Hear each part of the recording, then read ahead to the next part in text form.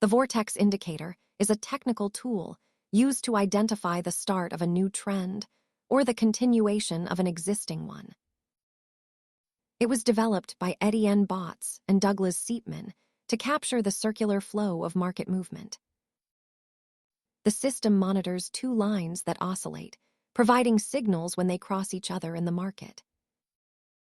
When the positive line moves above the negative line, it suggests an uptrend. If they flip, it may indicate a downward shift. While moving averages simply smooth out price history, the Vortex indicator specifically measures the directional movement of price action.